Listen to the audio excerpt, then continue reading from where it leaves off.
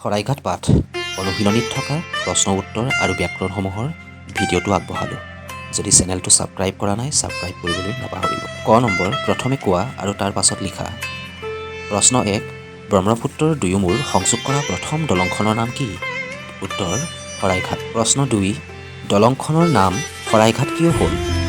উত্তৰ, বিশ্বব্যাপী শৰাইঘাট যুদ্ধৰ লগত সংগতি ৰাখি দলংখনৰ নাম শৰাইঘাট ৰখা হ'ল। প্ৰশ্ন 3, শৰাইঘাট দলঙেৰে কি কি চলাচল কৰিব পৰা ব্যৱস্থা আছে? উত্তৰ, শৰাইঘাট দলঙেৰে যান-বাহন আৰু ৰেলগাড়ী চলাচল কৰিব পৰা ব্যৱস্থা আছে। প্ৰশ্ন 4, দলংখন কোনে কেতিয়া উদ্বোধন কৰিছিল? উত্তৰ, দলংখন ভাৰতৰ প্ৰথম প্ৰধানমন্ত্ৰী জৱাহৰলাল নেহৰুৱে 1963 চনৰ 7 জুনৰ দিনা উদ্বোধন কৰিছিল। প্ৰশ্ন 5, অতীত অসমত একমাত্ৰ পৰিবহণ পথ কি আছিল? উত্তৰ, অতীত অসমত নদীয়েই আছিল একমাত্ৰ পৰিবহণ পথ। প্ৰশ্ন 6, শৰাইঘাট দলঙৰ উত্তৰ পাৰ আৰু দক্ষিণ পাৰে কাৰ কাৰ প্ৰতিমূৰ্তি আছে?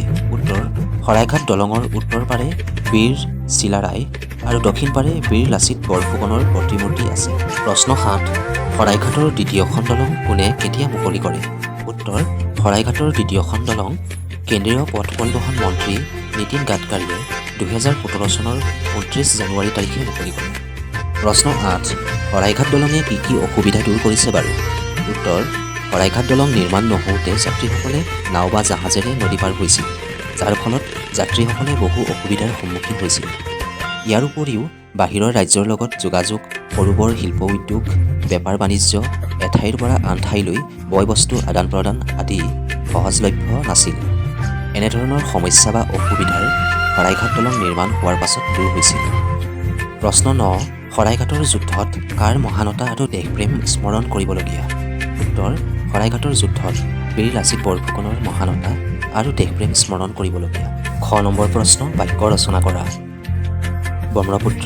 ব্ৰহ্মপুত্ৰৰ লগতে অসমৰ আন এখন মূল নদী হৈছে বৰাক নদী।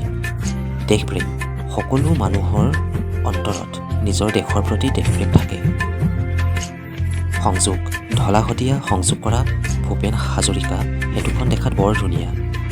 নিৰ্মাণ, আহোম স্বৰ্গদেউ ৰাজেশ্বৰ সিংহই 1700 খ্ৰীষ্টাব্দত তলাতল ঘৰ নিৰ্মাণ কৰিছিল। মনোমোহা, আমাৰ গাঁওখনৰ পৰিৱেশ বৰ মনোমোহা। গ নম্বৰ, তলৰ দুই শাৰী আচতানি মিলাই লিখা। এই প্ৰশ্নৰ উত্তৰ সহজ, তোমালোকে অসুবিধা পালে ইয়াৰ পৰা চাই লিখি ল'বা। ঘ নম্বৰ, ব্ৰহ্মপুত্ৰ নদৰ ওপৰত থকা দলংকেইখনৰ নাম লিখা। উত্তৰ, নতুন শৰাইঘাট দলং, শৰাইঘাট দলং, কলীয়া ভোমোৰা দলং, বগীবিল দলং, নৰনাৰায়ণ সেতু, ঢলা শদিয়া দলং বা ভূপেন হাজৰিকা সেতু। ইয়াৰ পাছৰ প্ৰশ্ন কি বোলে লিখা। 1 নম্বৰ, দেশক বেয়া পোৱা লোক দেশদ্ৰোহী।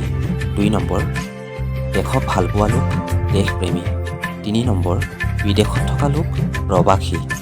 4 নম্বৰ, বিদেশৰ পৰা অহা লোক বিদেশী। 5 নম্বৰ, দেশৰ হকে মৃত্যুবৰণ কৰা লোক শ্বহীদ। শেষৰ প্ৰশ্ন, উদাহৰণ চাই বাকীবিলাক কৰা। নদ আৰু নদী, নদ নদী। কাগজ আৰু কলম, কাগজ কলম। জান আৰু জুৰি, জান জুৰি। পাহাৰ আৰু ভৈয়াম, পাহাৰ ভৈয়াম। ঘৰ আৰু বাৰী, ঘৰ বাৰী।